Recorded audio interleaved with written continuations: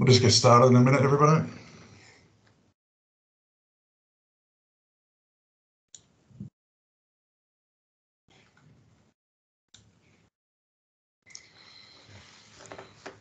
All right, good morning to our Victorian tech companies and a good afternoon to those viewing this session from Canada. My name is Troy Tui and I'm a trade manager of the Technology and Services team at Global Victoria.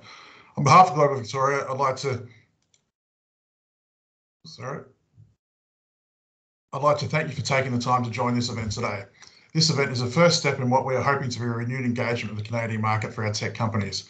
We have a great lineup of speakers from across Canada representing various provinces and industries. I thank them in Global Affairs Canada for their collaborative approach to give our participants a great snapshot of the country. Time permitting, we'll have some Q&A at the end of this session, so please feel free to include your questions in the Teams chat. We'll also distribute the presentation to participants post. I'd like to kick off the session by introducing you to our newly appointed Commissioner to the Americas, Caroline Edwards. Over to you, Caroline. Thanks very much, Troy, and good morning for those of you who is in Australia like me still, and good afternoon for those in Canada, and very excited to be able to come into this session this morning.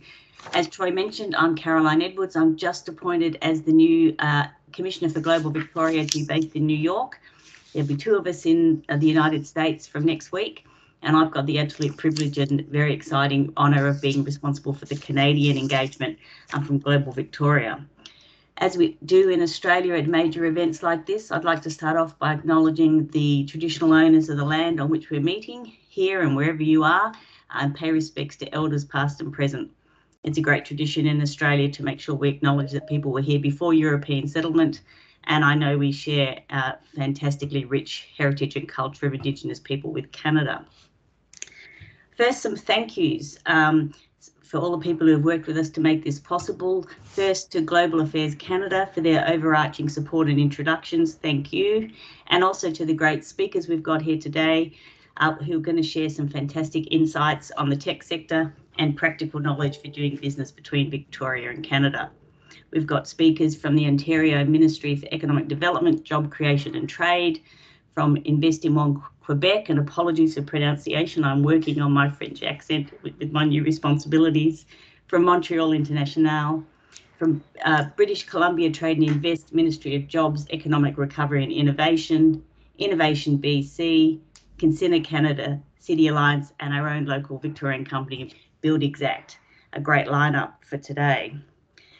Global Victoria, many of you will know, supports companies to take on the world by running events like this and facilitating trade and investment into Victoria.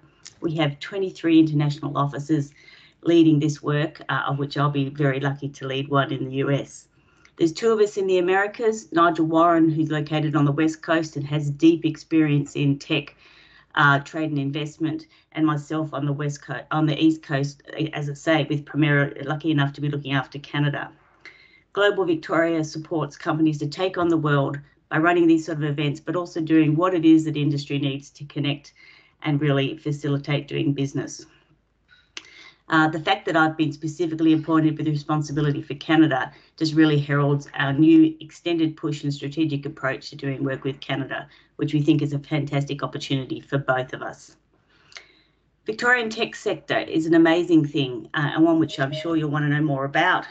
Melbourne's a fun city of more than 5 million people.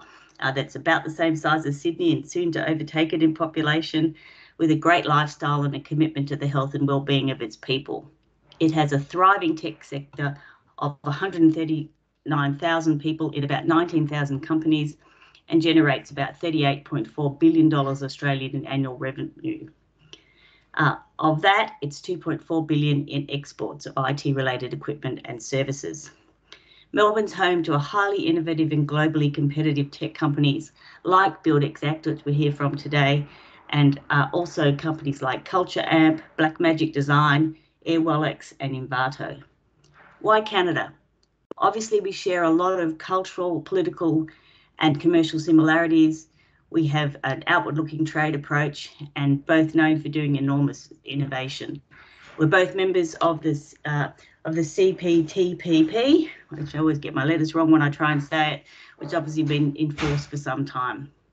We know that Canada is home to some of the largest tech hubs, which soon will be highlighted by our speakers, and we definitely admire Canada's commitment to talent development and attraction from across the globe, and our shared strong support for innovation.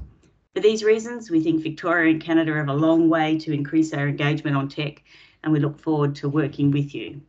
Please make sure you contact Global Victoria, fantastic experts like Troy, and also our local companies, and Nigel and I will be there on the place in North America to help with any sort of engagement you might have. Please enjoy the session, and I look forward to seeing you in the other hemisphere. Thanks very much. Back to you, Troy. Thanks very much, Caroline. Just as a little bit of heads up to everyone, Caroline heads to North America this Monday, and I expect her first hurdle is probably going to be a very practical one in terms of doing business in the region, and that'd be to overcome navigating snow and ice, which I know the first time I went to North America, that was probably the scariest part of my whole work activity. So all advice accepted through the chat. Thanks. Nice.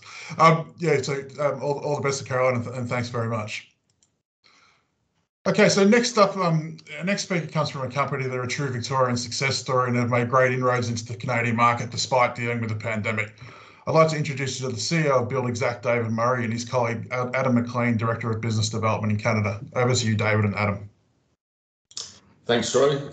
Good morning, everyone, and good afternoon if you're not here with us in Melbourne, or Adam's with us joining us from Vancouver.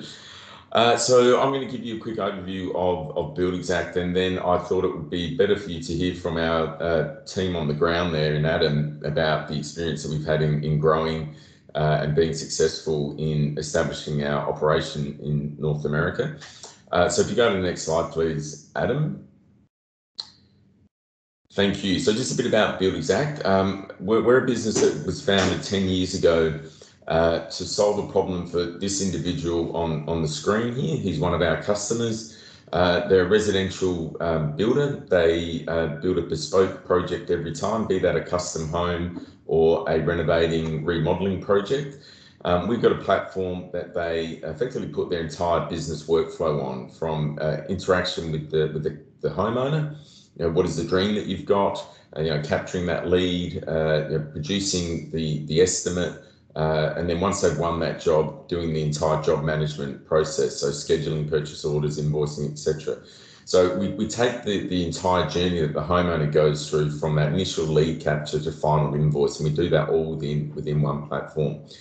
We are unique in doing that globally. There are people that do one part of the project, like estimating, or do the job management very well. This industry is one that has been massively underrepresented, and in fact we started the business on the basis of a conversation with the Master Builders Association, which was lamenting that there is no software for this industry. So across Australia, New Zealand, the US, Canada and the UK, which is the markets that we play, there's 1.4 million of these builders. BuildExact's in the single digit thousands to pursue that. In Australia, we're the market leader, so it's a massive untapped opportunity. We have been growing at 100% consistently for the last 10 years, and we were recently awarded as number 30 within the Fast 100 by the Australian Financial Review. So in going to the North American market, we're very systematic about how we did that. I spoke to a lot of people, and in fact, Stuart Bland, who's on the call here, was very helpful in introducing me into people into the North American market. And one of the things that we uncovered was, or learned was, hey, look, going in via Vancouver or Canada as a sort of soft entry into North America was a smart thing to do. They're culturally very similar. Perhaps the Canadians are a little bit less assertive in the way that they engage with Australian companies, and we could learn a lot about how to do things in the North American market by launching into Vancouver. So the thing I'd leave with you as a learning is talk to as many people as you can. I've made myself available to talk to anybody that would like to in detail about how we went about it. I made a number of trips over there, met with a bunch of people that Adam will talk through on this slide in a minute. I really got myself informed about what I was getting into, and what I found was the people in Canada, the people from organisations such as Global Vic were more than happy to help in any capacity that they could, and so it gave a, if you like, a warm entry into the market, and wasn't as daunting as it perhaps could seem to be. So, like I'm still doing now, we're well established in the US, but we've got a long journey to go. So other companies have forged this path before us. Canva was mentioned earlier, Atlassian. So we don't need to invent these things ourselves. There's nuances for our own companies, but I still go and talk to other businesses that are bigger than us about how they've gone from being an Australian dominated business to a globally balanced business. There's some good learnings that you can gain from talking to people. So that's enough from me. I'll pass to you, Adam. Certainly. So I'll give you just a quick run through of the learnings throughout this slide. It was great that I was brought on in April of 29. That second bullet point. And the work that David had done prior to that in establishing relationships with local home builders associations, talking to local SaaS companies to make sure that there's a market of candidates, and getting some initial feedbacks on the product really did a phenomenal job of setting the stage for me arriving and actually engaging with the home builders associations, getting that feedback, talking to people. And it was wonderful that they thought when David presented it that they thought, oh, this is a great product, this looks great, but then it was on me to get them to vote with their wallet, and so the goal for that 7-month period there was to validate the commercial, not just market fit, but actual, are people willing to pay for the product, and that was a tremendous learning experience. I did in the first month and a half, about 50 demonstrations for local companies, and people are much more scrutinizing when they're being asked to pay for something than when they're just saying, hey, yeah, it looks good, the interface is clean, it solves a need in my business. And so we uncovered a lot of language issues, and I'll get into the nuances of what makes us different. But the overarching message I want to make sure that I state is that we have a lot more in common than even Canadians do with Americans. Culturally, there's a real tight alignment here. My wife is a Kiwi. Her sister, who's a Kiwi, is engaged to a Canadian. My best friend is Australian. And so just the connection with the home team back in Australia was always very, it always felt very natural to do business. But what we uncovered early on was some language nuance, things that needed to be changed quickly. And once we sort of overcame those initial hurdles, spending a lot of cycles on making sure that we could address the issues to do with language, issues to do with tone of voice, imagery. If I go back 2 slides now, or 1 slide, North Americans don't smile with their mouths open. Construction workers, it's illegal to wear shorts. That is not the color of safety vests. And to a North American, these things are blinding. And so finding these things out early on is critical to making those adjustments that unlock the commercialization of the product. The next goal was to actually start to build a team. We had to hire salespeople in North America to, now that we have demand, now that we're building brand, be able to facilitate that. Our product is a B2C. Someone signs up for a trial of the software, does a demonstration with a salesperson, and closes. And so we needed people that had the capacity to actually facilitate those demos and close those deals. And what that allowed us to do is, because the overarching goal is, Australia has 100,000 potential clients, Canada another 100,000, but in America, 1 million. This was the stepping stone, and this was always the plan. Figure out what we can do to just start to toss rocks over the fence into the U.S. And when you have a local sales team, a local support team that's able to, you can do your digital marketing into America from Canada, and then inevitably, once you've got that marketing momentum, or you want to attack the East Coast, if you're based in Vancouver, you can build out a team on the East Coast in America, which is what we did. And then, so in January of 2020, we attended a top tier trade show. a big launch, and then started to add American employees beyond that. And now we have centralized some executives over here, and we have over 20 employees. So it's a brief summary of quite a long journey, and I'm happy to answer any questions if you have. So afterwards, there's a lot of learning that went into these very overarching bullet points, and happy to answer any questions. This slide is who we engaged initially, and the first is our Vancouver Economic Development Manager. It was a different gentleman at this time, but I've actually contacted Peter recently, and his job is to sell Vancouver in particular to the world and facilitate meetings with a local home builders association or whichever association would be able to connect you with your clients to get those first 50 face-to-face. Here's the product. What do you think? What would you want to change? Would you buy it today? Okay, here, sign this, buy it today. Conversations. Beacon HR is who we've used for the recruitment of our entire team. Can't say enough good things about the work that they do. Great candidates, and a very unique process towards that's in a good way unique towards recruitment. FY International handles our local payroll and taxation, and yeah, that's about it. And again, any questions around that, happy to answer. And lastly, I'll talk about, this was supposed to say why Canada, but it does say Vancouver. There's only really one point here that really applies to Vancouver, and that's the time zone overlap. When you're initially starting up and getting this feedback and trying to figure out and balance what you need to be changing and adjusting, having a nice good overlap is tremendously helpful in just staying connected. It's tough being 13,000 kilometers away across the Pacific, and a bit of overlap especially if you're not going to do a full enterprise launch of 10 people. If you just have one person on the ground that's doing business development, that's doing sales support, working with all of the arms of the Australian organization that's supporting you, that's really helpful. Canada is significantly less expensive than our American counterparts are. I'm probably paying 1.5 or 1.7 times for my sales team members for identical skill set, and that's just due to American salaries are naturally higher.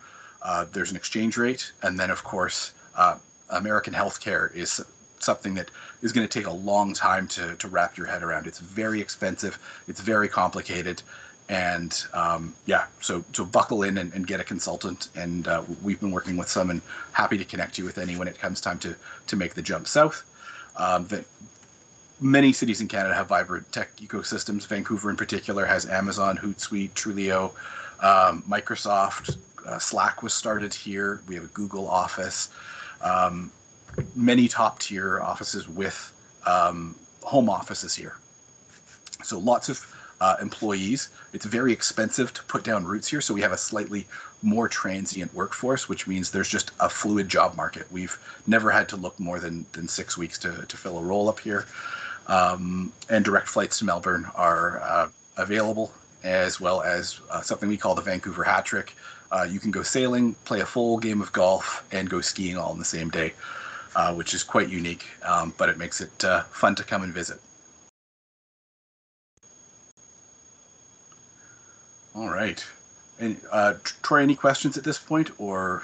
No, thanks, Adam. I think I did have a question about some of those nuances, differ from the commonalities between Canada and Australia. But I think in your comments, you've definitely covered off on a lot of those, from healthcare to branding to even some of the language. So I think that's great. So we might move on to our next speaker from there. So thank you to David and Adam. That's great insight. Thank you. All right, cheers. See you. So our first province address comes from the team at the Ontario Ministry of Economic Development, Job Creation and Trade. Hello, can you? Okay. Just one sec, guys. I'm just. Yeah. Okay. Oh. I'd like to introduce you to Sylvia Mills, Team Leader of International Marketing Investment Outreach, and Vasu Dagapati, team. Sorry, guys, I've got my notes on the slide before. No worries. Good morning, everybody. Welcome to Ontario. Very nice. Thank you very much to the Government of Victoria for for opening up these discussions, and we're really happy to present to you today. Sylvia Mills with the Ministry of Economic Development, Job Creation and Trade. It's a mouthful. It keeps changing every quarter, I think. I'd like to introduce my colleague as well, Vasu Dagupati. We work with the Ministry of Economic Development with regards to foreign direct investment into Ontario. A lot of what we do is help foreign direct investment in different sectors, including automotive, aerospace, life sciences, clean technology, fintech, and ICT, as there's a lot of cross-reference there too. So Ontario is the capital of Canada. Ottawa, which is in Ontario, is the capital of Canada. And we work with many companies like yours in order to bring access into Ontario. Some of our services that we offer include business immigration support, as well as access to professional services. Some of our support with regards to sector specialists will help companies like yours enter the market with regards to any regulatory requirements that are needed, any access to the market. Part of what our services really is doing your business case for you and how we can help assist you in organizing your business case and identifying why and how Ontario can be the center of the market for you. So I'm just going to see if that got, okay, perfect. So I'm just going to talk here. Hopefully, Vasu, can you see that slide? Perfect. So I just wanted to talk a bit about Ontario. Sure, if I can see my full slide. Just one second. Perfect. So with regards to where we are located in North America, there's 14 million people in Ontario. There's 200 languages spoken here in Ontario. Our current access to market, we have free trade deals with 51 countries, and our two-way trade between Ontario and the US is 1 billion Canadian. And we have 41.8% of Canada's global goods are exported from Ontario. Just gonna slide over.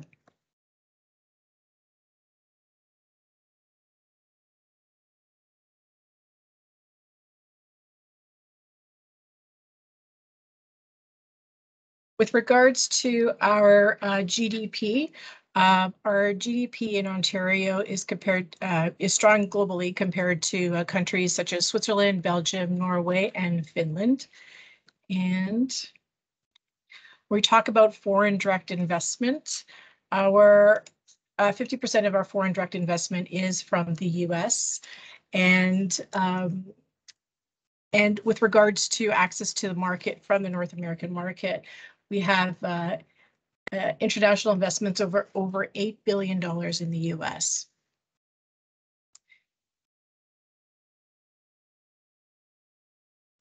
With regards to our sector specialists, I bring Vasu Dagupati online. He can talk to some of our ICT access to sector. Great, thanks.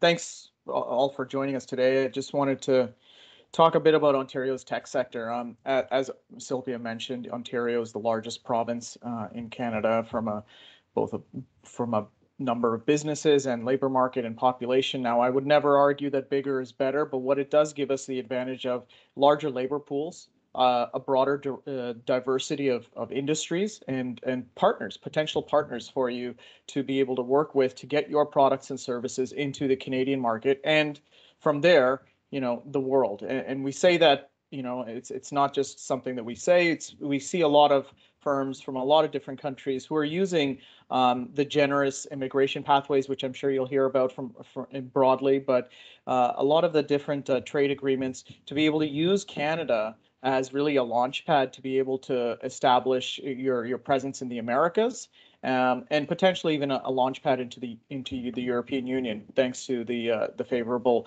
relationship thanks to the trade agreements that we have there. And the last point I'll make on that, from a time zone perspective, you are overlapping with the entire Eastern Seaboard. You are overlapping with Europe, and that's one of the big advantages that the Ontario and you'll hear as well from colleagues in Quebec. We can certainly have that advantage. So if you're looking at Chase the Sun development or Chase the Sun customer service, these are some of the considerations that you might want to look into. Specific to ICT, I'll go to the next slide, and I want to I'll spend a bit of time on this. There are really three clusters that we want you to be familiar with. Ottawa, as we mentioned, the capital of Canada, Toronto area, which is the provincial capital of Ontario, and then the Kitchener-Waterloo area, which is nearby. So from a distance perspective, you're talking about a 4 to 6 hour drive from the Toronto to Ottawa. It really depends on traffic and what time you leave. And from the Toronto area to Waterloo, you're talking about an hour and a half drive. So very close, both from a geographic standpoint, but from a collaborative aspect. And one of the things that I'll bring your attention to quickly is you'll notice that a number of the firms are located in multiple jurisdictions. And that's because there are advantages to having a foot in each labor pool. I will say that the Ottawa market is maybe familiar to those of you who are on the telecommunications side. Nortel Networks was a giant of its time, and it still has that legacy in telecommunications, photonics, optics, a number of those areas. And it's still the only place in the world where every single telecommunications equipment vendor does business critical R&D, because a lot of them were buddies and friends and colleagues when they worked at Nortel Networks, and now they work for rivals.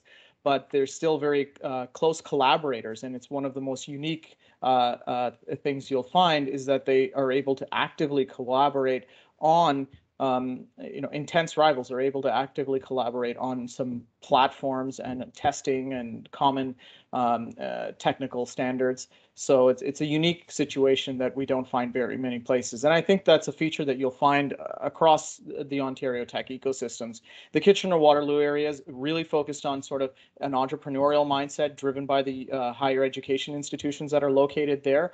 And again, you'll notice names like BlackBerry and OpenTech that were born and raised in the Kitchener-Waterloo area and scaled to become global multinationals. And then you'll find in the Toronto area sort of an entire spectrum of companies, really from IBM, which first set up shop in, I think it was 1912. And was able to spun off a couple of multinational. Celestica is a name on that list, which was spun off by IBM in the Toronto area. So, and then you'll have folks such as recent, newcomers to the space like Amazon and Take-Two Interactive, who continue to do again business critical R&D, but you'll see a lot of variety, I'd say, in that market. And what I will say is the overarching message of the Ontario ecosystem is you have a lot of global players who are looking to achieve global domination with their products and solutions. So they're not really looking for market share in the Canadian space perspective, and so that leads to a lot of ironically enough collaboration between rivals as they look to get an idea on how they can strategize and attack the global market. Canada's 35 million people, similar to Australia, small markets, right? We have to be agile in the world. We have to be open to the world if our companies are going to be able to really have an impact. And that's the mindset. Open to newcomers, open to new talent, open to new ideas, because you never know when you'll find your next partner. You'll never know when you'll find your next. You'll never find your next innovator and where you're going to find them. So it's that collegial environment, despite the size of the ecosystem, that is a huge characteristic. Top tech talent, we talk about that a lot. Not only is it a place where we are growing our own tech ecosystem through new graduates and PhDs and postdocs and the entire research area, but also attracting newcomers to newcomers to Ontario, and that continues to be a huge asset for us. I will say that our universities are very highly ranked, and they're accessible and affordable for a global student who's looking to be able to be trained in the best, and so that's something that we continue to be featured. And these are some of the institutions that we talk about.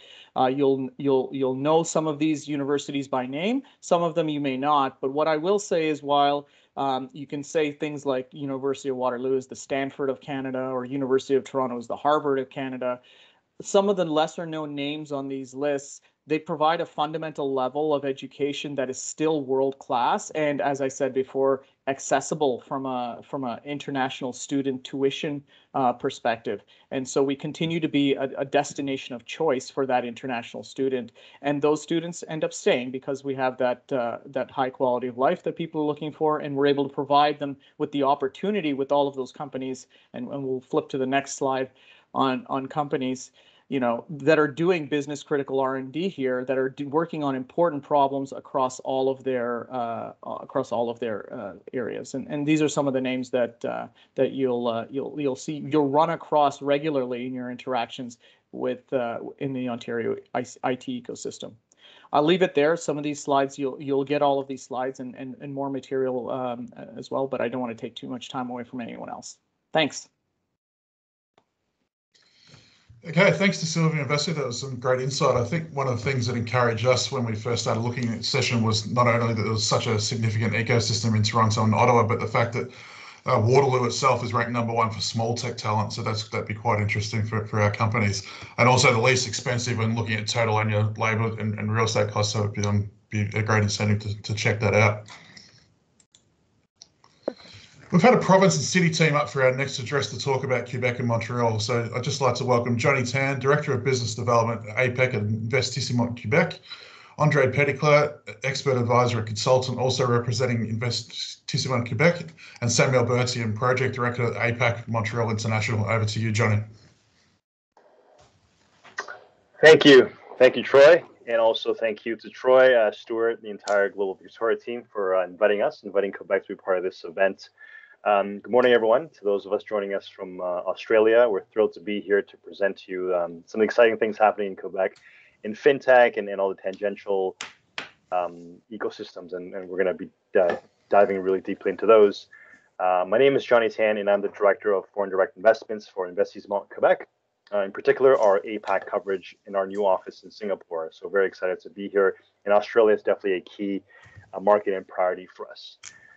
Quebec is rapidly becoming a preeminent destination for global companies looking to expand their R&D capabilities, collaborate with world-class academic institutions, or just drive market access into North America and much, much more. So without getting into too much detail yet, you'll be hearing in detail on the tech ecosystem of Quebec very shortly from my colleague, Mr. Andre Petitclerc. Now, before passing along to my colleagues, I wanted to quickly introduce Investissement Quebec and who we are. Essentially, we're the banking corporation of the Quebec government, as well as the economic development agency for the province. We're about 1,000 colleagues servicing our clients across 30 offices all across the province, as well as 33 offices globally. Essentially, we offer services to help companies looking to do business in Quebec, with help to access to some of our incentive programs that we manage, financing, loan options, so on and so forth, and even taking equity stake in certain incoming projects and much more. So essentially, we're here to support your business to come into Quebec. Now, I want to pass this along to my colleague Samuel from Montreal International to go into detail about the world-class tech hub that's Montreal. All right. Thank you, Johnny. Good morning to everyone in the beautiful state of Victoria. I'm Samuel from Montreal International. So I'm here to briefly go to give you some general information about Montreal and to help you understand where we come from as a region. Essentially, Montreal is the metropolis of the province of Quebec, and it is the second most important city into Canada after Toronto. So we represent a region that is where we can find over 4 million people. And a key asset of the region is the fact that we have about a quarter of the population that was born outside of the country. So it's a very diverse population, a lot of immigrants. And the fact that the main language is French in our region. So we're definitely a gateway in between Europe and North America with strong connections with countries like France, Belgium, but also the United Kingdom. And economically, our region has been growing steadily in the past few years.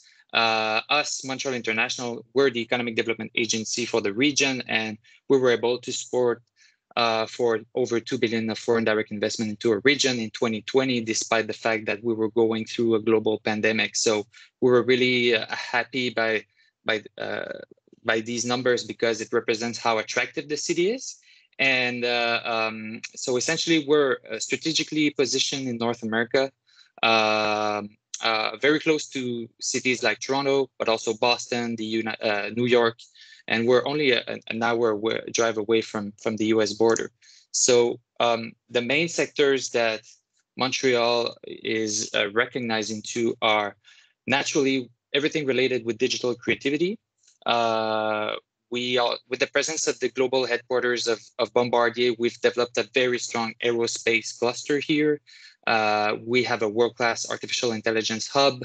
Also, major productions are done here in the field of video games. And also we have a thriving life science and health tech hub here. And us at Montreal International, we work with our counterparts at the provincial and federal governments in order to help you.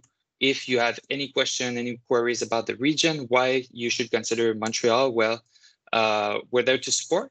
We help you understand the incentive programs available. We help with international mobility. We help recruiting talent abroad because talent is the key asset that most companies are looking for.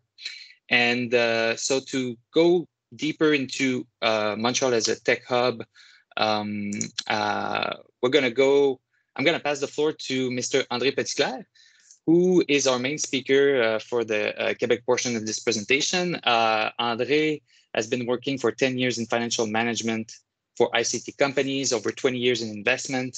He's a board member of multiple startups, but tech companies, SMEs. So thank you very much, everyone, for your time. And André, I'll give the floor to you now. Thank you very much, Sam. It's a pleasure for me to be here and to talk a bit about the Quebec IT industry. I'm like you see here, I'm doing investment in Quebec for more than 20 years. In fact, I'm doing investment for 23 years, and I have the chance to invest with my team in more than 100 different companies, IT in Quebec. Very often people ask me why I can survive so many years doing investment. It's so tough. And there's a different reason, but the principal reason, next slide, please, is the fact that when I invest in the people. You know, the most important part, the investor will say, we look the market, we look the product, we look the technology, but the most important thing, it's the team. And we have the chance in Quebec for a population of 8 million people, having 18 universities and 140 college. So there's a quantity of bright people arriving in the market with the new technologies, and the university also create with their lab a good technology and create startup. So there's the quantity, and when you select well, you increase your chance of making profit. Next slide, please. Starting a company, it's great. But the most important, when you are two or three people in the garage with a new idea, it can be tough. So the Quebec government put a lot of money to finance incubator, to finance accelerator, to put with to our startup, you know, a group of people to help them. So they could share local, so they could share the rent and discuss together. But the most important, they have around them financial expert, marketing expert, sales and market analyze, and mentor. So that gave to our company, to our young company, the good advice, and they reduced the chance to make mistake. But the next slide, please. Also, what we have in Quebec to help our company to grow, it's access to a lot of investor. Just to give you an idea, Investment Quebec, where I was responsible of the investment in technology, have put $1.5 billion in about 100 funds. So, and those funds are for seed, pre-seed, growth, later stage, buyout. So we have put in place all the infrastructure to finance the good idea of the entrepreneur, and that helped a lot. For example, Investment Quebec, we outsource all the early stage to fund that and we will co-invest with them when it's time to put a lot of money to help them to grow faster. So that's the strategy, and it works very, very well. Next slide, please.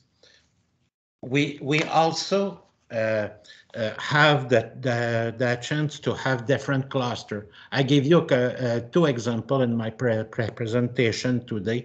There is at the cluster, what we try to put is to put the big player of the sector with the client, with the startup, and with the financial industry, and the university to try to work together to create, to see where the technologies goes, to give to the big player an idea of what happens in the university, etc. So it works very, very well, and especially in artificial intelligence, AI, we're very, very strong in Montreal and in the province of Quebec. Next slide, please.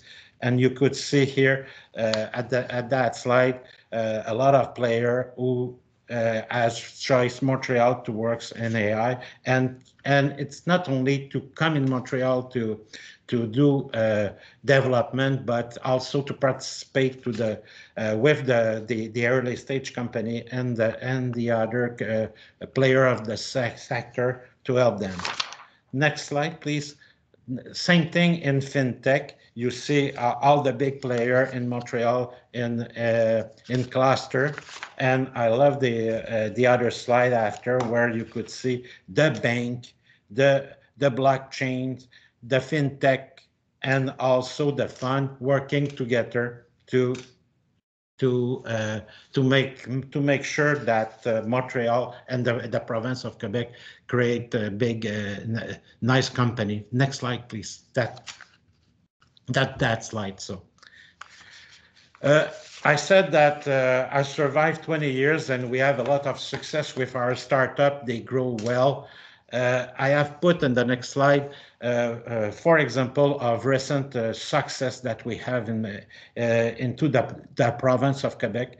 Those 4 startups made a few years at the beginning of the year 2005, 2010, have now value between 400 million up to $2-3 billion.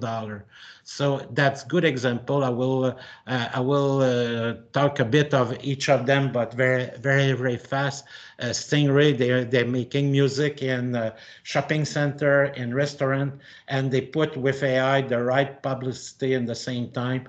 They have all the market in Canada, United States, and in Europe. Lightspeed, it's a big success. That company is public, have a value between $2 and $3 billion depending of the day. They are doing payment, micro payment technology. They works with clients like Starbucks, like McDonald's. Coveo, we're very proud of them. It's our last IPO. They did an IPO 2 months ago with a value of 1.2, 1.3 billion dollar. They went in the market to have 200 million dollar investment, and they were oversubscribed by a lot of money. They are doing search engine with AI. Their client are, for example, if you use Salesforce, the search engine is coming from Coveo. And finally, Upper, they're still private. They just have a round of financing of more than 200 millions at a value of more than 500 millions. They have a tools on the web to help you to have the best price for your tickets. So if you decide to come to visit us from Australia to Montreal in February, you could do an order to Upper, and they will check for you with AI when it's the time to buy your tickets. Finally, my last slide. I want to tell you that I had the chance to do a transaction with people of New Zealand and from Australia. It was in the middle of the 2000, in fact, in 2005. I had invested in the old startup called Humanware at that time. They had developed technology from a research center to help the low vision people to have access to IT. We had invested in them to help them to grow, to do commercialization. And in 2005, they did a transaction, a merger with a New Zealand company. That New Zealand company was financed by Macquarie Bank in Australia.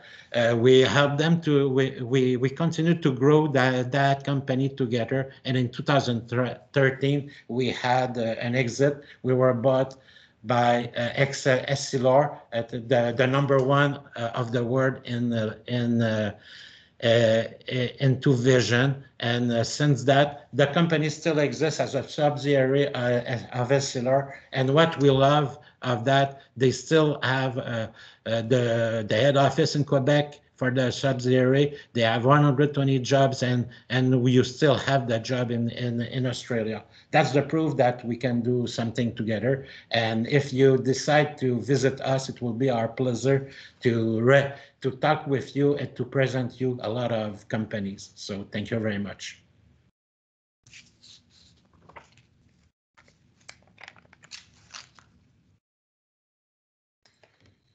Just confirming, Johnny, is that you guys done? Oh, of course, our coordinates. How can I forget? So thank you, everybody. Thank you, Troy. Looking forward to chatting with some of our audience companies today. Thanks, guys. Thank you. Excellent. So yeah, thanks to Johnny, Sam, and Andre. It's fascinating. I think in Quebec, the kind of artificial intelligence space is driving so much innovative tech in Australia at the moment that I think yeah, companies certainly must look to Quebec to check that out, and it can't be ignored.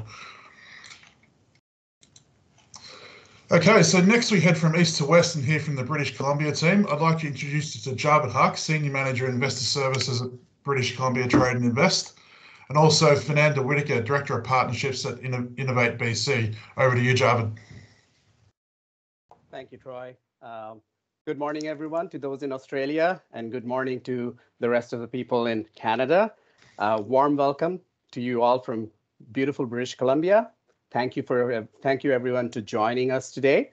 My name is Javed Haq. As Troy mentioned, I'm one of the senior managers with Investor Services with BC's Ministry of Jobs, Economic Recovery and Innovation. And similar to the other government agencies, our role is to help foreign companies help establish their presence in British Columbia.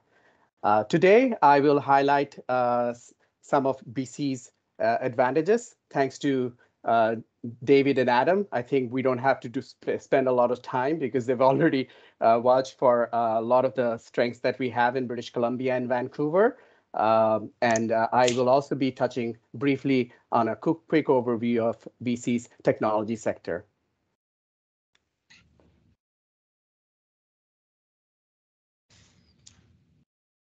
Just a moment.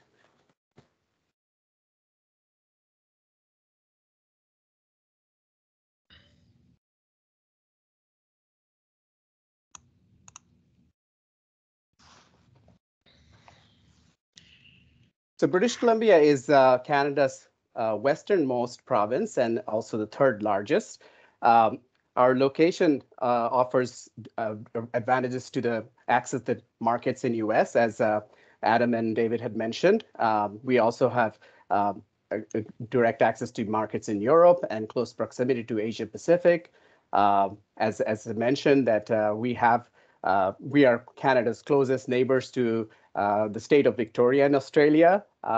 We have direct flights with Melbourne, and our time zone, the overlap of 5 hours, provides a distinct advantage. We also have we are also located in the western coast of North America with direct access to other tech regions in the West Coast, such as Seattle, San Francisco, Silicon Valley, and direct flights are there to within a short hop, like within an hour to Seattle, about 2 hours to San Francisco. So people can actually do business here during the morning from Silicon Valley and go back to have some networking event in Silicon Valley in the evening. Vancouver is obviously globally connected, and we have many direct flights all throughout the world.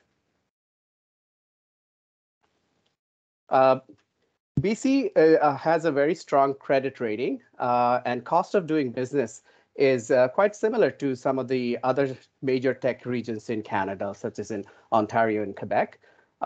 Businesses in BC pay a combined federal and provincial corporate tax of 27%, some of the lowest in the G7 countries. And personal income taxes are the lowest in Canada for those who are earning up to $140,000. And 98% of our electricity is from hydroelectric sources, so it's very clean and green as well. We have 25 public and 17 private post-secondary institutions, and 3 of BC's universities, University of British Columbia, Simon Fraser University, and University of Victoria, are Canada's top 10 universities in computer science, according to the Maclean's Magazine's 2021 ranking of universities in Canada. We have a large pool of highly skilled labor, with 3,000 engineering and 1,500 computer science graduating every year, with postdocs as well. Over 22,000 highly skilled workers immigrate to BC every year.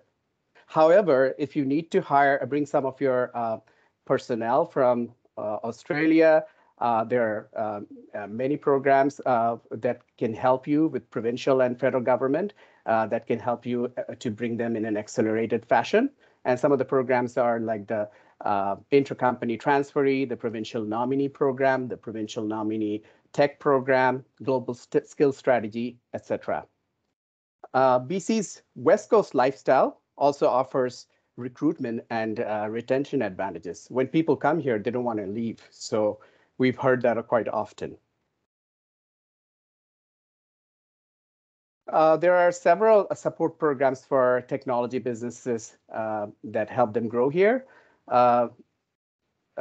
BC's SHRED program, also known as the Scientific Research and Experimental Development Program, offers a tax credit of 10% towards the provincial income tax.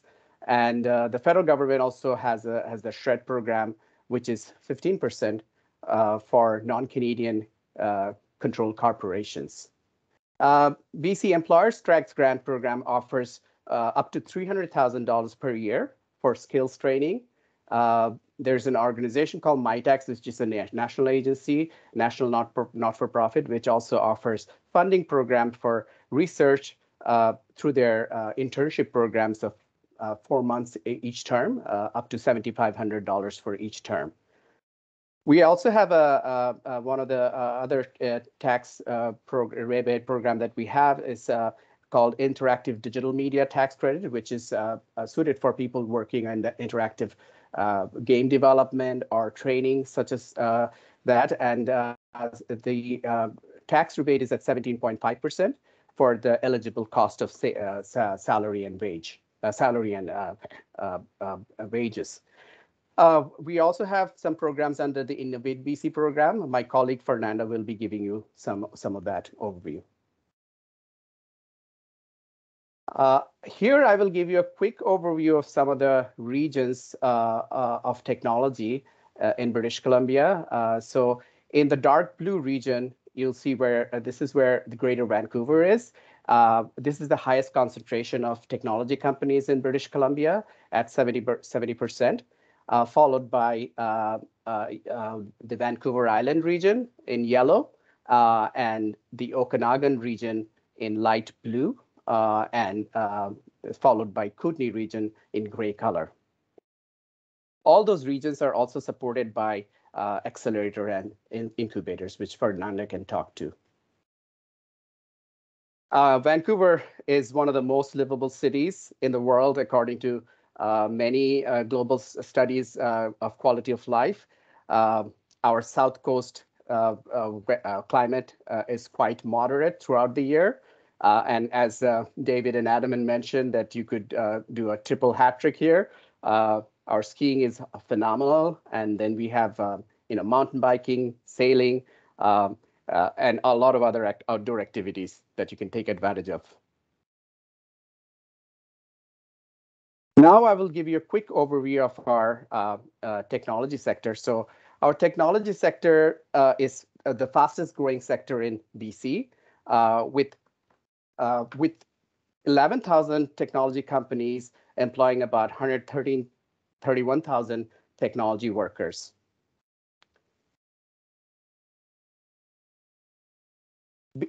This is a slide just to give you an example that large portion of our companies are small to medium-sized enterprises. So about 80% of the 11,000 companies that I mentioned are SMEs, and they employ about under 10 people. And only about 22 companies employ 500 or more people. This is just to give you an overview of some of the sectors that we have. So we from ICT to life sciences to digital media to clean technology, aerospace, advanced manufacturing, marine technology, and some of the emerging technologies that are prominent here is artificial intelligence, quantum computing, agri-tech, etc. So this is just to give you an overview of like some of the major international and domestic companies present in BC. So as others have mentioned, that we have a large number of major enterprises from the Microsofts and Amazons of the world to Sony ImageWorks, Industrial Light and Magic, General Electric, Daimler, Boeing, Airbus, and such. So and as well as local homegrown companies as Hootsuite, D-Wave, General Fusion, Epsilera, etc.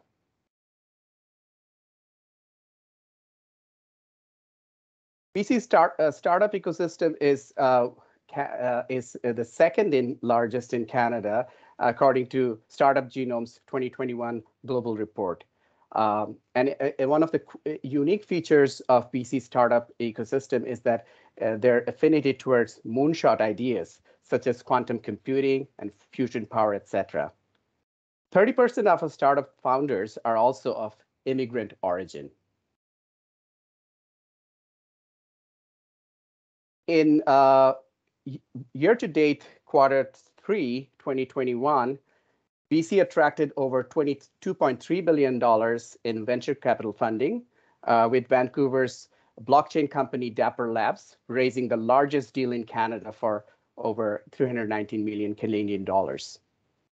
Out of the 79 deals that we had year to date, ICT companies led the round at 48 deals, and life sciences sector followed with another 9 successful deals.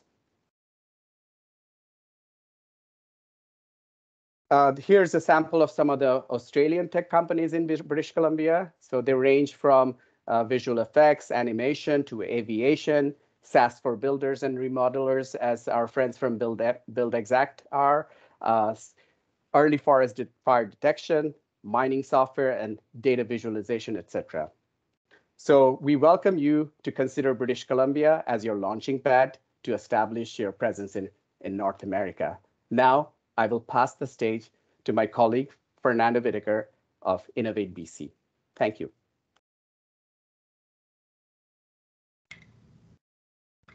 Thank you. I would like to start by acknowledging that I'm currently living, working, and playing on the unceded and traditional territories of the Musqueams and Squamish peoples here in British Columbia. And I would like to thank Global Victoria and my colleague Javed for the opportunity. I am just going to take up a few minutes to present to you this morning. And my goal is to put Innovate BC on your radar and provide just a quick overview, like a sense of the services that our government here in British Columbia provide to the innovation ecosystem. And also provide you a little bit of information on programs and funding that is available to you and your business in case you ever decide to have a presence here in British Columbia. So we will start very quickly just to go over who we are. We connect BC innovators to funding, resources, and support. And again, BC innovators, companies and ventures that are located in BC. We are a Crown agency, so we receive funding and guidance from the Minister of Jobs, Economic Recovery and Innovation. That's the same ministry Javed represents. We support 4 provincial goals, and they are to advance innovation, to promote equity and inclusion in BC, to support companies, help them to scale up and grow, and also foster talent development in the province. We currently manage 11 active programs, and we work with a network of incubators and accelerators all across the province. And we currently support over 5,000 business or ventures here in the province. So very quickly, our programs are organized under 3 main portfolios. So hiring grants, commercialization grants, and also coaching and mentoring. So for hiring grants, we have grants that range from $10,000 to $30,000, and they are usually funding for companies to pay for salaries. So it's really a win-win situation as ventures and companies have the subsidies to hire talent, and at the same time we are helping youth and workers from underrepresented groups to upskill or reskill and have a better chances of securing higher paying jobs. Under commercialization grants, we provide from $20,000 to $300,000 for companies to either advance research and research that leads to commercialization, or once they have a product and they have a solution, they need to demonstrate that solution and secure their customers. So we have those different grants that help companies at that point to commercialize, to get to commercialization. And the third bucket is actually coaching and mentoring, and that is in the form of usually one-to-one mentorship. So we have a network of entrepreneurs in residence. These are very, very experienced entrepreneurs that have the one-on-one time with ventures to address their pain points and really help them through whatever challenges they're facing.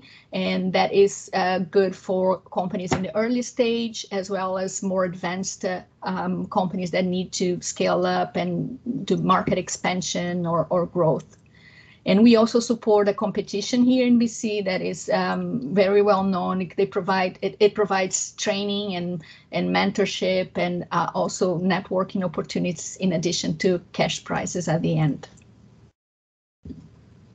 And I just want to end up with this map showing where our partners are located. So we just make the point that we really want to support innovation all across the province. We want to support equity, inclusion, the development of talent, and help our companies to grow in every corner of the province.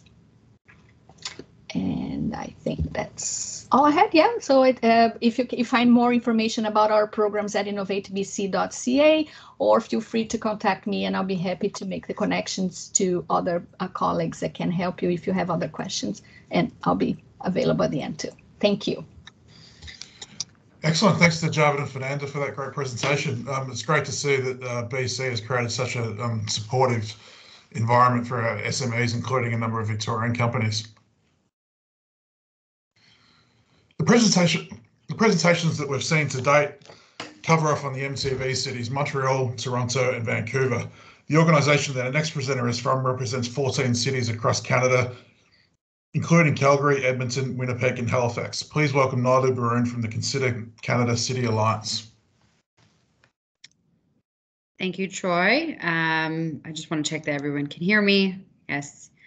I'm coming to you today from Toronto, and I wish to acknowledge the ancestral traditional territories of the Ojibwe and the Anishinaabe, and in particular the Mississaugas of the New Credit, whose territory I'm speaking from today. Good morning, everyone. I know I'm the last speaker. I am standing between you and the great Q&A session that we have, so I'm going to try to fly throughout my slides. I think we're running a bit behind on schedule. So as Troy mentioned, the CCCA represents Canada's 14th largest city. We're coincidentally Canadian in our unique approach to promote Canada. 14 cities together help. This is actually an investment roadshow picture, our last one that we were able to do in November of 2019, right before the pandemic stopped all international travel. And this is actually in Tokyo, Japan, where we are joined here with our partners at Global Affairs Canada and Invest in Canada, and along with our membership here promoting the Canadian ecosystem. This slide here shows you our network. So we are an established network of investment promotion agencies from coast to coast that work with national and international markets to make Canada the preferred location for investment. We stretch from the Atlantic coast in the east to the Pacific coast in the west, and our membership here is laid out for you to see. And I'll go into a bit more detail about 4 of our cities, as we have provincial partners on the line that covered most of the other cities that I represent. So the 14 cities account for about 60% of the GDP of the country and 60% of the population. We are quite a large landmass country with small population. Majority of them are centered around our major cities. A little quick higher overview of what the CCCA members can do for you as tech companies that are looking to potentially expand into the Canadian marketplace. It was great to hear our first speaker, Adam, at Build Exact, that mentioned one of our members, Vancouver Economic Commission, and Peter Wright. Peter and the Vancouver Economic Commission is exactly the type of agency that you should be connecting with once you have narrowed down the location that you want to be exploring. So all the way from figuring out office space to incorporating services to research. If you need to create an investment case for your board or for your senior managers, our members are here to help you do that with unique bespoke services. We work very closely and collaboratively, again, with our federal government partners. The CCCA is a membership organization, but we do have formal relationships with Global Affairs Canada and with Invest in Canada, that is the national agency that represents Canadian investment abroad. We can provide introductions to provincial and territorial and local IPA agencies, and some of the provinces are on the line today. And our members have key contacts in private industry, academia, and government. And I'll go a little bit more detail in the next few slides about how they can help you further. As others have mentioned, we have preferential market access with 14 trade agreements to 51 countries around the globe if you do business within Canada. And that is market access and trade stability, the Canadian brand presenting quality and safety across the globe. Talent is one of the main reasons why most companies choose Canada. We have a breadth of talented individuals here domestically because of our unique ecosystems and our academic institutions. However, we do have very progressive immigration policies as well. We're highlighting one here called the Global Skills Strategy that helps fast-track a 2-week process for fast-tracking visas and work permits into the country. Many of our CCCA members are partners of this program, referral partners of the program. So if you are interested in it, they can help sponsor. And it has been hailed as one of the most progressive immigration policies around the world. Unlike our neighbors in the South, where a few years back, they were pulling back immigration policies with restricting H-1B visas, Canada continues to open its borders to economic immigrants and other. Just high-level overview of Canada's advantage. Of course, we can't be talking about investment promotion if we don't promote where we stand around the globe. In Canada, we are the #1 in G20 for overall prosperity, #1 in G7 for cost competitiveness, and again, many have point out to that. Adam at the top of the presentation mentioned our excellent healthcare system here in Canada that will save companies thousands and hundreds and millions of dollars, depending on your operation, because the ecosystem in the U.S. around healthcare is so complex. Ease of doing business is really high here. Again, we're the second most talent competitive country in the G20, most educated country and workforce in the world, and the second sound banking system in the world. After the 2008 recession, with our closest trading partner in the United States, Canada did not see any impact to its domestic economy or our banking system at all. I'm just going to fly through some of these. So again, other speakers have touched on this, but I just wanted to highlight a couple of the incentives. There's always tax incentives and regulatory incentives for companies to come and invest in Canada. One of those biggest one is the SHRED program. That is a federal program, and companies of any size that invest in research development in Canada can take advantage of the Scientific Research and Experimental Development Program. And this is Canada's largest R&D program. One thing to point out is that this is embedded in our tax code. It cannot be taken away. I like to compare that to the U.S. tax system and the incentives that can come and go depending on where the wind blows in Capitol Hill. So the types of SHRED tax incentives are around basic research, applied research, or experimental development, and they come in 2 forms, income tax deduction or investment tax credits, which can be applied to income tax payable in the current year, in the prior year, or maybe carried forward to a future year. And in some cases, the credit may be refundable. So this is one of the most progressive tax policies around the world, and I just wanted to highlight that. Of course, we have a lot of direct funding through our federal government, through the Strategic Innovation Fund. I won't go into too much detail about it, and lots of financing options and support through Export Development Canada, Business Development Canada, and many of our banks. I'm not sure if folks are familiar with Canada's Supercluster Initiative, but I thought this is a great opportunity to highlight one of them. Canada is investing about $950 million to support cutting-edge innovation, and has created 5 superclusters around the country. And they're highlighted here on this map for you. As you can see, they go from digital technologies in the Pacific Coast to the Ocean Supercluster in the Atlantic. One that I'll touch on that might be of interest for folks on the line today is the AI ecosystem, the Scale AI Supercluster that is in the province of Quebec. And Canada's AI ecosystem is one of the top machine learning ecosystems in the world, with a combination of AI startups, research labs, incubators, accelerators, and great universities. Ottawa, Quebec City, Calgary, Winnipeg, Hamilton, and Halifax are all contributing to this ecosystem. So it's not just solely in Quebec. There's lots of great innovation around the country. 3 of our major centers are highlighted here on the map. At AMI is the Alberta's Machine Learning Institute in Edmonton. Vector Institute is located here in Toronto, and Mila is located in Montreal in Quebec. And they're all surrounded by pioneers such as Jeffrey Hinton and others that have come out of those academic institutions. So quickly, I'm flying through these. I was just going to say, Nyla, I'm happy. I think these sector portions you're about to cover off on are really important for our company. So happy for you to take the time you need for those. All right, no problem. Oops, I think I jumped ahead. Okay, so I'm going to highlight 4 cities for you here to wrap up the presentation. Halifax, that is located in Nova Scotia. Winnipeg is located in Manitoba, and Calgary and Edmonton that are located in Alberta. Our member at the CCCA is the Halifax Partnership. So if you are interested in Halifax or any of the cities that I'll mention, feel free to reach out to me directly, and I'm happy to connect you with our partners there. Halifax has a growing population. It's the second fastest in the country. Over 50% of the population is from outside of Canada. And this has become even more relevant after the pandemic and the impact that it had on major cities. We see a lot of growth in the smaller, medium-sized cities around the country.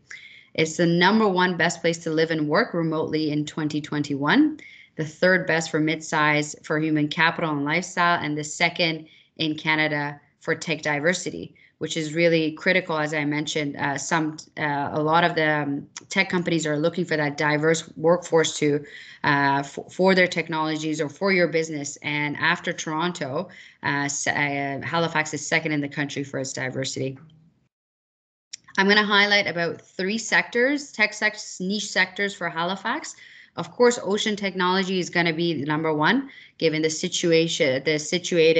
strategic situation of Halifax being on the Atlantic coast, and it is where the ocean supercluster sits as well. And Canada's ocean city is anchored by Canada's ocean supercluster. It includes global companies, startups, R&D, and academic institutes, over 500 ocean-related PhD researchers that are located in Halifax. Clean tech is the expertise in energy storage, such as Tesla, call Halifax home, and sustainability like metamaterials, and the sector has grown about 30% in the last 6 years. A little bit about AI sector in Halifax, as one of the 5 Tier 1 Canada research chairs in artificial intelligence is hosted at Dalhousie University. IBM has a massive investment there. It's the 2nd highest concentration of data analytics and machine learning developers in Canada, and 50% increase in enrollment in computer sciences at Dalhousie University in the past 2 years. So many people might not think of Halifax as a place for tech, but it truly is, and it's a lovely part of the country to live. Moving along a little bit to the west, and we're going into the prairies now, and economic development in Winnipeg. Now, Winnipeg, the center of North America, the center of Canada, is a growing tech market, ripe with new talent and opportunities for tech businesses. It's the 3rd lowest ICT labor costs in Canada, and I think that's really important to point out, given the nature of work these days and remote working. A lot of times companies are looking at low-cost jurisdictions to find their talent. Winnipeg is a very small community. I just came from there. I was there last week, and I can attest to it that in my 2 days of meetings, everybody knew everybody. Well, from meeting to meeting that I went to, and I said I met with this person, they're like, oh, well, I just had lunch with them or breakfast. It is really, if you like that small knitted community, Winnipeg is the place to be. And I'll highlight a couple of the success stories. You can see on the slide some of the skills and expertise that they have in Winnipeg. Of course, one of their main sectors is agriculture, so ag tech, and aerospace and defense is also huge, with investments with Boeing in Winnipeg. Bold Commerce provides innovative e-commerce technologies to 90,000 plus brands in more than 107 countries around the world. And Bold Commerce is Shopify's #1 app and custom development partner, and employs about 400 in its Winnipeg headquarters. So that is a major win for Winnipeg, and a great investment for the city. I believe there's an Australian company that had also invested in Winnipeg, but I might not have that in my notes, so I apologize. A very well-known name, Skip the Dishes. It is a food delivery system that employs about 3,000 employees in Winnipeg, and that is a recent investment that has injected a lot into the tech ecosystem in Winnipeg. Moving into Alberta, Calgary, with our member Calgary Economic Development. Calgary is known, of course, as an oil and gas city, but if anybody's been there, it's doing a major shift, growing metropolis and moving away from that traditional oil and gas sector, more into tech and innovations around that particular sector as well. Some of the main sectors here are clean tech and green technology, ag tech, fintech, and health tech. And Calgary is considered to be one of the top 15 markets for clean tech development globally. And 70% of Alberta's clean tech firms are based in Calgary, which is really impressive, and they continue to grow. As I mentioned, the province and the cities are realizing and recognizing where the world is moving, and they are moving with it. With a growth projection of 13% year over year, Calgary's agribusiness sector is forecasted to invest about $246 million in digital transformation by 2024. And 80% of Alberta's fintech companies also reside in Calgary. And finally, Edmonton, via our member Edmonton Global. As I mentioned, Edmonton is a global hub for AI and machine learning, and one of the 3 institutes in Canada with AMI is located in Alberta. It is North America's fastest growing tech hub with over 850 local startups. Edmonton is located on the Canadian prairies, among the most productive agricultural lands on the planet.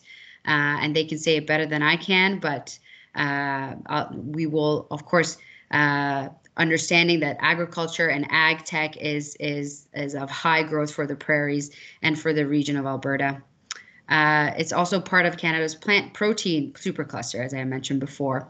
Some of the highlights here, areas of focus, specifically around nanotechnology, automated vehicles, clean tech, agri-tech, medtech and health tech, and video gaming and interactive entertainment are all part of Edmonton's ecosystem. Some of the major wins here, the success stories around Google DeepMind, that's in Edmonton, massive investment, and that is really the traction for Google DeepMind was around AI and machine learning. Skip the Dishes I mentioned, and IBM, of course, in Halifax.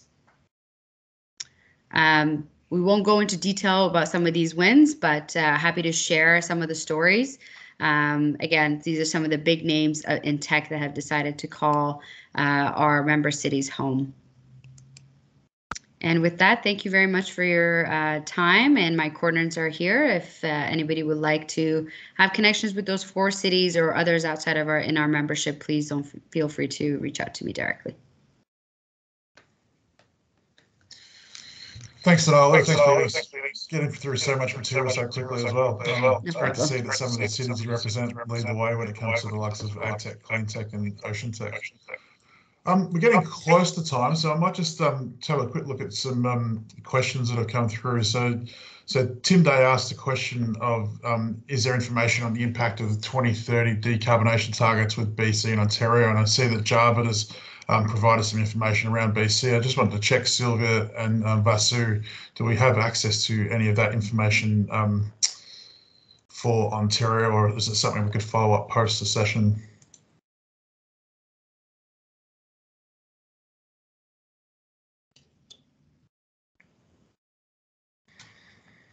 No, that's okay. That's something I can follow up with Tim. Yep, sorry. Absolutely, I could follow up. Absolutely. I'll send some information out for sure. Yeah, and probably just given time, I might just ask just one more question, and I'll put it to Nyla, given that she represents such a broad range of cities across Canada. Of the international companies that utilise your services, are there any key ingredients to stand out between those that are successful in Canada and those that are not? That's a great question. I think it depends really on the type of business, but one of the key ingredients, of course, of successful establishment is really understanding the ecosystem and integrating within the business community quick and fast. And that's where our membership can really help. Not only will they give you that, white glove concierge service to answer your questions before your decision-making process, but once you're here, they're really want to ensure that you are successful. So whether that's internal resources they have within their organization to retain you and make sure that you have that connection, whether it's with the right accounting firm, the right HR recruitment firm, you're having issues with hydro, which is an example that I think about whenever when I used to work for the City of Toronto. We are here to help facilitate those connections with business and with government. So the better integrated that you are within the ecosystem, I think the more successful you're just going to naturally be at that. Excellent. Thanks very much for that insight. Given we're getting close to 10 o'clock in Australia and late in the afternoon in Canada, and it's a very busy time of year, I might just head on to the next steps. Sorry, won't be able to see. Okay, so given this concludes the formalities of our session, what are the next steps? Province teams have provided nominated contacts as part of their presentation. Global Affairs Canada and Sydney can also assist with companies if you're interested in setting up a presence in Canada. You can also reach out to myself and other members of the Global Victoria team to discuss your export plans. I'll provide relevant contact information for Global Victoria and Global Affairs Canada when I distribute the presentation. To close, I hope this session has piqued your interest if you're thinking about exporting to Canada, or it will encourage you to explore more opportunities if you've already started your journey. I'd like to thank all of our speakers for their time today and thank all of you who attended this session. All the best to you and your families for the Christmas period. Thanks very much.